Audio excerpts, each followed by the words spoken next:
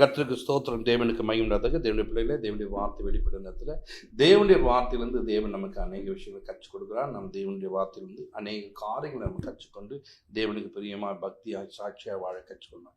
தேவனுடைய பிள்ளைகளை இந்த நாளில் கூட அநேகருடைய வாழ்க்கையில் இன்றைக்கி பலவிதமான பிரச்சனைகள் அனுபவிக்கும் போது ஜெபத்துக்கு போகிறாங்க, தேவனை தேடுறாங்கன்னு சொன்னால் அவள் செய்த பாவங்கள் அவளுக்கு முன்பாக வரும்போது அவள் என்ன பண்ணாங்க, இன்றைக்கி நான்லாம் சரியில்லை, நான்லாம் முன்னேற முடியாது, நான்லாம் அதை பண்ணக்கூடாது, நான்லாம் அப்படி நடக்கக்கூடாது, நான்லாம் அப்படி பண்ணக்கூடாதுன்னு சொல்லிட்டு தேவனை விட்டு தூரம் போவதற்கே ஒரு கூட்டம் கற்றுக்கிறாங்க. தேவ பிள்ளைகளை, நாம் தேவனுடைய பிள்ளைகளாக இருக்கிற நமக்கு ஆண்டவர் என்ன காரியங்களை செஞ்சிருக்கார் கவனிங்க. நம்முடைய சாபத்தை போக்கியிருக்கார். மரத்தில் தூக்கப்பட்டவனும் சபிக்கப்பட்டவன் என்று எழுதியிருக்க கிறிஸ்து நியாயப்பிரமாணத்தின் சாபத்தை அவர் உடைத்திருக்கிறார்.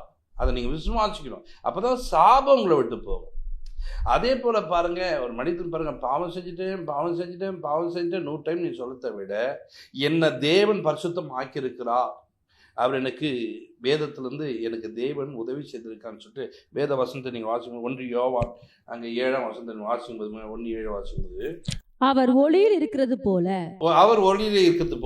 நாமும் ஒளியிலே நடந்தால் ஒருவரோடொருவர் ஐக்கியப்பட்டிருப்போம். அவருடைய குமாரனாகிய இயேசு கிறிஸ்துவின் ரத்தம் சகல பாவங்களையும் நீக்கி நம்மை சுத்திகரிக்கும். அவருடைய குமாரனாகிய இயேசு கிறிஸ்துவின் ரத்தம் சகல பாவங்கள் நீக்கி சுத்திகரிக்கிறார். அவருடைய குமாரனாகிய இயேசு கிறிஸ்துவின் ரத்தம் சகல பாவங்களையும் நீக்கினார். இன்னைக்கு நம்முடைய வாழ்க்கையில நிறைய விதமான பாவங்கள் நம்மளை மேற்கொள்ளும் போது, பாவத்துக்குள்ள வரும்போது, அந்த பாவங்கள் நமக்கு முன்பாக வந்து நிற்கும் போது நம்ம என்ன பண்றோம், ஆமா நான் சரியில்லை, என் வாழ்க்கை மாட்டேன், நான் அப்படி ஆயிட்டேன் இப்படி ஆயிட்டேன், இதே தான் எண்ணிட்டு நிறைய பேர் உட்காந்துக்கிறேன். இயேசு எதற்காக ரத்தம் சிந்திருக்கிறார்? அந்த ரத்தத்தை சிந்திப்பது என்ன காரியம்? தேவன் நம்மளை கவனிச்சு பார்த்தீங்கன்னா ஒவ்வொரு நாளும் அவருடைய பிள்ளையாய் மாற்றுவதற்கு, நாம் பரிசுத்தமாய் வாழ்வதற்கு, பக்தியாய் வாழ்வதற்கு, உண்மையாய் வாழ்வதற்கு, பாவம் இல்லாமல் வாழ்வதற்கு இயேசு கிறிஸ்துவின் ரத்தம் சிந்தப்பட்டிருக்கு. அவர் ஒளியிலே நடப்பது போல, அப்போ ஒளியிலே நடக்கிறார், நாம ஒளியிலே நடக்கணும். அப்போ ஒளியில நடக்கணும்னா நமக்கு என்ன வேணும்? நம்ம பாவங்கள் கழுவப்பட்டால்தான் அந்த ஒளிக்குள்ளே நடக்க முடியும். இல்லை என்று சொன்னால் நம்ம என்ன பண்ண முடியுது? அந்த ஒளியில நடக்க முடியாதெல்லாம் மாறுவோம். இன்றைக்கு நம்ம ஒளியிலே நடக்க வேண்டும், தேவனுடைய சித்தம். அப்போ அந்த ஒளியிலே நடப்பதற்கு நம்ம ஒவ்வொரு நாளும் முயற்சி பண்ண வேண்டும். அந்த வெளிச்சத்தின் வாழ்க்கை நமக்கு மறைந்து மறைந்து மறைந்து இருளுக்குள்ள போயிட்டு தவறு செய்கிற ஒரு காரியங்களுக்கு, அந்த தவறு செய்த மனிதனை தான் கழுவி அவர் ஒளியிலே நடத்துகிறார். இன்றைக்கு அப்படிப்பட்ட மனிதர்களால் நீங்கள் மாற வேண்டும். இன்றைக்கு தேவ சமூகத்தில் வந்திருக்க பிள்ளைங்க, வேதத்தில் இருக்க நிறைய மனிதனுடைய வாழ்க்கையில பாவங்களோடு இருந்தவர்களை ஆண்டவர் பரிசுத்தமாக்கியிருக்கிறார், அவருடைய நீதிக்குள்ளே நடத்தியிருக்கிறார். நீங்கள் பேதுருவை பார்க்கும்போது பார்த்தீங்கன்னா, அவர் ஒரு சில காரியங்களை தவறு செய்யும்போது இந்த ரத்தம் அவரை குணமாக்கி இருக்குது. இந்த ரத்தத்தினால என்ன பண்ணுறது, அவர் சரியாக்கப்பட்டிருக்கார். வேதத்தில் நீங்கள் சவுலை நீங்கள் பார்க்கும்போது கூட இந்த சவுளுடைய வாழ்க்கையில் பார்த்தீங்கன்னா அந்த ஒளியிலே நடக்க முடியாத ஒரு சூழ்நிலை. தமஸ்கு வழியாய் போகிறார். அவர் தேவனுக்காக ஒரு தொண்டு செய்கிற என்ன பண்ணுறது, தேவனுடைய பிள்ளைகளை நிந்திக்கிறதோ, தேவனுடைய பிள்ளைகளை அரெஸ்ட் பண்ணி கொண்டு வரதோ, இதுதான் வேலை, அவருடைய வேலை. அவர் ஏன்னா அரசாங்கத்தில் வேலை செஞ்சார். அப்போ தமஸ்கு வழியாக என்ன பண்ணுறாரு, புறப்பட்டு போகிற வேலை சடுதியிலே ஒரு ஒளி ஒன்று வருது. அப்போ சடுதியிலே ஒளி வரும்போது பாருங்கள், அங்கே நீங்கள் வாசிங்க அப்போஸ்தலர் 22:6 அங்கே சடுதியிலே ஒரு ஒளி ஒன்று வருது. அந்த ஒளி அவர் மேலே பட்ட உடனே அதுக்கப்புறம் அவர் என்ன பண்ணல, பயணத்தை தொடர முடியாது. அப்போ ஒளிக்குள்ளே அவரால் நடக்க முடியல. ஒளி அவரை சுற்றி கொள்ளும் போது அந்த ஒளியிலே அவரால் என்ன பண்ண, வாசம் பண்ண முடியல. பார்த்தீங்களா, இப்படி தான் நம்மளுடைய வாழ்க்கைலாம் நிறைய நேரங்களில் இந்த ஒளியிலே நடக்க முடியாத ஒரு சூழ்நிலை. அப்போ என்ன பண்ண வேண்டும்? அவர் பாருங்க, கண்ணு தெரியாத மாறி அங்கே போயிட்டு என்ன பண்ணுறாரு, என்கிட்ட போய் உட்காந்து ஒரு சில காரியங்களை கேட்டு கற்றுக்கொண்டு என்ன பண்ணுறாரு, அந்த பாவங்கள்லாம் மன்னிக்கப்பட்டு தேவனுக்காக தொண்டு செய்வதற்கு வரும்போது தான், அப்பொழுதுதான் ஒளியிலே நடக்கக்கூடிய மனிதனாய். அப்போ பாவங்களை நாம் என்ன பண்ண வேண்டும், தேவ சமூகத்தில் அறிக்கை செய்ய வேண்டும். அந்த அறிக்கை செய்யும் போது தான் தேவன் நமக்கு உதவி செய்வார். நீங்கள் வேதத்தில் நீங்கள் வாசிக்கும் போது பாருங்க, யோபின் புஸ்தகத்தில் நீங்கள் வாசிக்கும் போது அங்கே 16-18 நீங்கள் வாசிக்கும் போது பாருங்க, யோபு 16-18 நீங்கள் பார்க்கும்போது, பூமியே என் ரத்தத்தை மூடி போடாதே, என் அலறுதலுக்கு மறைவிடம் உண்டாகாதிருப்பதாக. நல்ல கவனிங்க, பூமியே என் ரத்தத்தை மூடி போடாதே. அப்போ ரத்தத்தை என்ன பண்ணுவாங்க, எங்க போனாலும் எந்த ஆக்சிடென்ட்னா முதல்ல அந்த ரத்தத்தை மண்ணு போட்டு மூட்டுவாங்க, உடனே அது மறைக்கப்பட்டு விடும். அந்த ரத்தம் என்ன பண்ணக்கூடாது, மற்றவர்களுக்கு அது தெரியக்கூடாது. அதனால தெரிந்தால் என்ன பண்ணுவாங்க, நிறைய பேர் பயப்படுவாங்க, நிறைய பேர் கஷ்டப்படுவாங்கன்னு சொல்லிட்டு ரத்தத்தை முதலாவது மூடுவாங்க. ஆனால் இங்கே சொல்லும்போது, பூமியே என் ரத்தத்தை மூடக்கூடாது நீ, எல்லாருக்கும் தெரியணும். ஏன் இயேசு கிறிஸ்து ரத்தம் அப்படி தெரியும்படிக்கு வைத்திருக்கிறார்? இயேசு கிறிஸ்து ஏன் அப்படி ரத்தம் சிந்தினார் என்று ஏன் சொல்லப்படுது?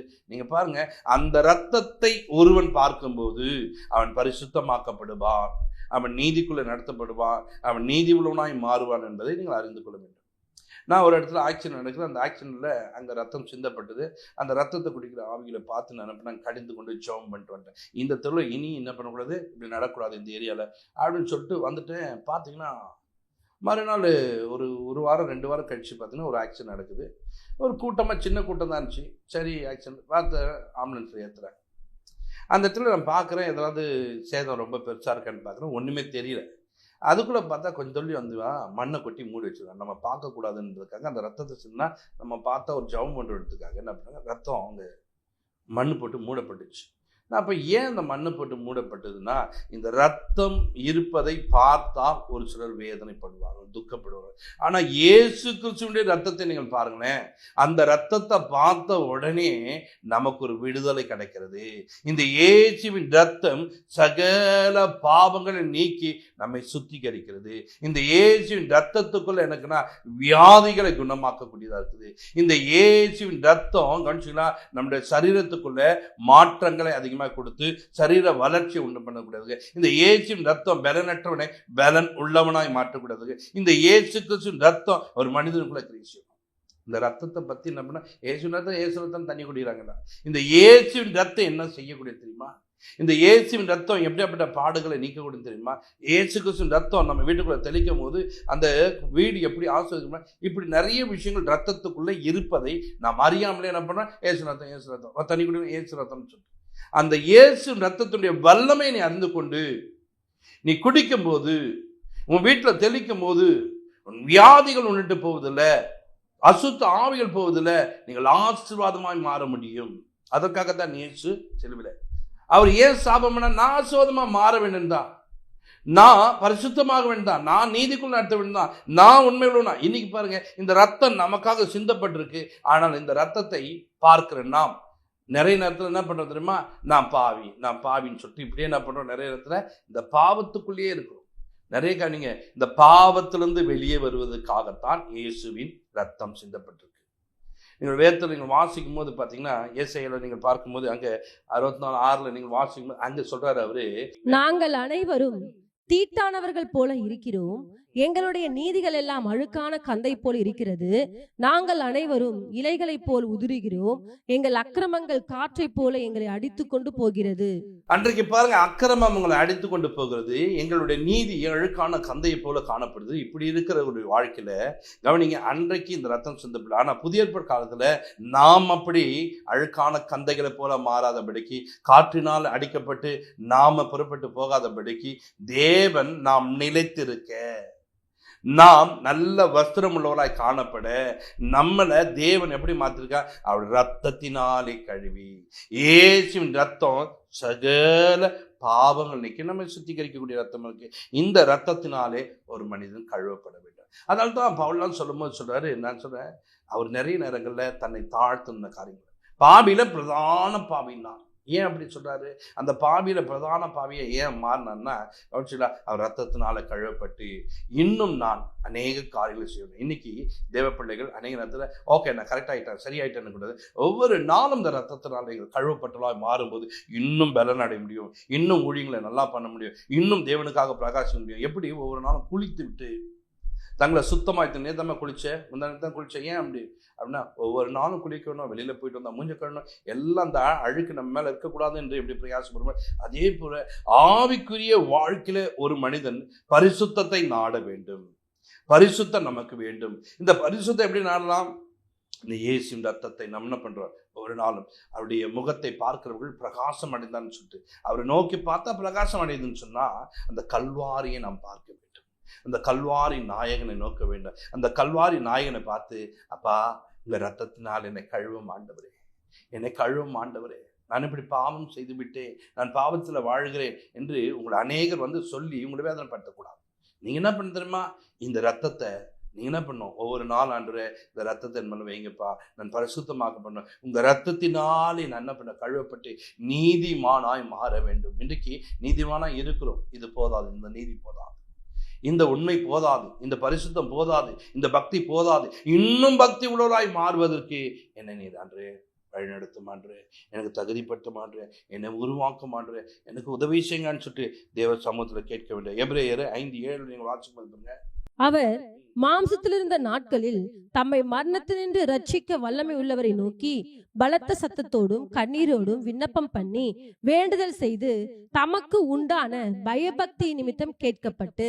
நல்லா கவனிங்க, எப்படி வேண்டுதல் செய்தா பாருங்க. அவர் பாருங்க மாம்சத்துல இருந்த நாட்கள்ல தம்மை நோக்கி கூப்பிடுறாரு. யாரை நோக்கி கூப்பிடுறாரு? பிதாவாகிய தேவனை நோக்கி கூப்பிடுறார். அது போல நாம் இந்த பூமியில வாழக்கூடிய நாட்களில நாம் தேவனை நோக்கி கூப்பிட வேண்டும். ஆண்டவரே, இந்த பூமியில இன்னும் நான் பரிசுத்தமாய் வாழ, இன்னும் நான் பக்தியாய் வாழ, இன்னும் நான் உண்மையாய் வாழ, இன்னும் நான் கர்த்தருக்கு பிரியமாய் நடக்க எனக்கு கிருபை தாரும் இயேசுவே, கிருபை தாங்க இயேசுவே. நான் இன்னும் பரிசுத்தமாய் ஜபத்தில் போய் உட்காருங்க. உங்களுக்கு பாவமான காரியங்கள் உங்களுக்கு திரும்ப திரும்ப திரும்ப திரும்ப தோணுது அப்படின்னு நினைக்கும் போதெல்லாம் நீங்கள் உடனே பாருங்க, அந்த ரத்தத்தை நோக்கி பாருங்க, இயேசுவின் ரத்தத்தை நோக்கி பாருங்க. தேவையில்லாததை நோக்கி பார்க்காதீங்க. தேவையில்லாத காரியங்கள் உங்கள் வாழ்க்கையில் நடந்து வந்த எல்லா பிரச்சனையும் பார்ப்பது நம்முடைய வேலை கிடையாது. ரத்தத்தை நாம் பார்க்கும்போது, ரத்தத்தை நாம் நோக்கும்போது நமக்குள்ள ஒரு பரிசுத்தம் உண்டாகும். நாம் நீதி உள்ளவர்களாய் காணப்பட முடியும். நாம் நீதி நியாயங்கள் நிறைந்தவர்களாய் காணப்பட முடியும். அந்த ரத்தத்தை பார்க்க பார்க்க பார்க்க பார்க்க பார்க்க பார்க்க பார்க்க ஒரு பரிசுத்தம் உண்டாயிடும். கவனிங்க, இந்த ரத்தத்தை பார்க்கும்போது, இந்த ரத்தத்துல பாருங்க, நான் வாலிப பிள்ளைகளை பாருங்க, ஒரு பெண்ணோட பேசலன்னு சொன்னா ஒரு ரத்தத்துல வரும். அந்த ரத்தத்தை பார்த்தோன்னு இறங்க ஆரம்பிச்சோம். அந்த ரத்தத்துக்கு ஒரு காரியம் உண்டு. அந்த ரத்தம் செஞ்சுன்னா ஐயோ ரத்தம் கொட்டுதே அப்படின்ட்டு சும்மா இருக்கலாம். அப்படி இருக்கிறவங்க கூட என்ன பண்ணுவா, இறங்கி போகலாம், அவங்களுக்கு உதவி செய்ய வேண்டும். இன்னைக்கு இந்த இயேசுவின் ரத்தத்தை நாம் பார்க்கும்போது, இந்த ரத்தம் பூசப்படும் போது பிதாவாகிய தேவன் நம்ம மேல இரக்கம் உள்ளவராய், பிதாவாகிய தேவன் நம்ம மேல கரிசனை உள்ளவராய், பிதாவாகிய தேவன் நம்ம மேல அன்புள்ளவராய் மாறும். இன்றைக்கு நாம் அப்படியாப்பட்ட ரத்தத்தினாலே கழுவப்பட்ட ஜனங்களாய் நாம் மாற வேண்டும். அப்படியாப்பட்ட ரத்தம் நம்ம மேல என்ன பண்ண பூசப்படும் போது அந்த ரத்தத்தினாலே நாம் தேவனோடு கூட ஐக்கியப்பட வேண்டும். தேவனுடைய பிள்ளைகளே, நாம் ஒவ்வொரு நாளும் தேவனை சார்ந்த ஒரு வாழ்க்கை வாழ்வதற்கு நாம் கற்றுக்கொள்ள வேண்டும். இந்த ரத்தம் நம்ம மேல எப்பொழுதும் இருக்க வேண்டும். இந்த ரத்தத்தினாலே நாம் ஒவ்வொரு நாளும் தேவனோடு கூட ஐக்கியப்படணும். 22 லூக்கா 22:44 அவர் மிகவும் வியாகுலப்பட்டு அதிக ஊக்கத்தோட ஜெபம் பண்ணினார். அவருடைய வேர்வை ரத்தத்தின் பெருந்துளிகளாய் தரையிலே விழுந்தது. ஏன் தரையில விழுகுது? அந்த ரத்தத்தை ஒரு மனிதன் பார்க்க வேண்டும். அந்த ரத்தத்தை பார்க்கும் போது அவனுடைய வாழ்க்கையில இன்னும் பரிசுத்தத்தை நாட வேண்டும். அந்த ரத்தம் அவனை பரிசுத்தமாக்குவதற்கு, அந்த ரத்தம் அவனை மீட்டுக் கொள்வதற்கு, அந்த ரத்தம் அவனுடைய வாழ்க்கையில் ஒரு பெரிய மாற்றங்கள் கொடுப்பதற்கு. இன்றைக்கு தேவனுடைய பிள்ளைகளே, நிறைய நேரங்களை பாருங்க, இந்த ரத்தம் சிந்தப்படுகிற இடங்கள்லாம் நம்முடைய பாவங்கள் மன்னிக்கப்படுவதற்காக பாருங்க, அன்னைக்கு ஆட்டையும் மாட்டையும் பலி செலுத்தி அந்த ரத்தத்தை தெளிக்கும் போது அவனுக்கு ஒரு விடுதலை கிடைத்தது. இன்றைக்கு இயேசு உனக்காக பலியாகி அவருடைய ரத்தம் நம்ம மேல பூசப்படும் போது, இன்றைக்கு பாருங்க, உங்களுக்காக அன்னைக்கு ஆடு மாடு செத்து போச்சு, இன்னைக்கு இல்லை, நமக்காக இயேசு மரித்து அவருடைய ரத்தத்தை சிந்தி நாம் பாவங்கள்லேருந்து நாம் மீட்கப்படுறதுக்கு, பரிசுத்தமாக்கப்படுறதுக்கு இந்த ரத்தம் சிந்தப்பட்டு அந்த ரத்தம் மேல அந்த மனிதனுக்கு நான் ஒரு இரக்கம் கிடைக்கும், அந்த மனிதனுக்கு ஒரு தயை கிடைக்கும், அந்த மனிதனுடைய பாவம் மன்னிக்கப்படும். இன்னைக்கு நம்ம மாட்டிய செலுத்தல, நமக்காக மரித்த இயேசு கிறிஸ்துவின் ரத்தம் சகல பாவங்களுக்கு நம்ம சுத்திகரிக்கக்கூடிய ரத்தமா இருக்கு. இந்த ரத்தத்தை ஒவ்வொரு நாளும் உங்கள் மேல பூசிக்கொண்டு, இந்த ரத்தத்தை நீங்க என்ன பண்ண, ஒவ்வொரு நாளும் என்ன பண்ண, ஜெபிக்கும் போது இந்த ரத்தத்தை நோக்கி பார்க்கும்போது இந்த ரத்தம் உங்களை முழுமையாய் விடுதாக்கி, சாபத்திலிருந்து, வியாதியிலிருந்து, வறுமையிலிருந்து, கண்ணீர்லேருந்து, பாடுகளிலிருந்து, எல்லாவற்றிலிருந்து விடுதலையாக்கக்கூடிய இந்த ரத்தம், இந்த ரத்தத்தை நோக்கி பார்ப்போம். பரலோக பிதாவே, நமக்கு நன்றி செலுத்துறோம்.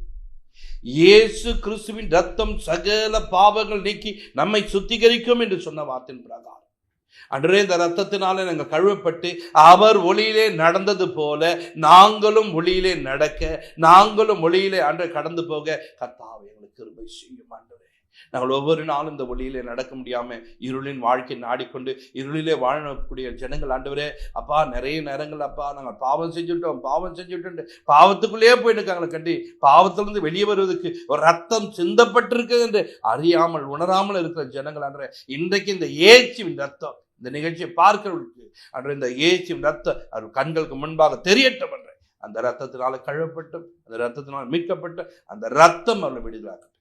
இயேசு கிறிஸ்துவின் ஜெபத்தில் இருக்கிற நல்ல பிதாவே.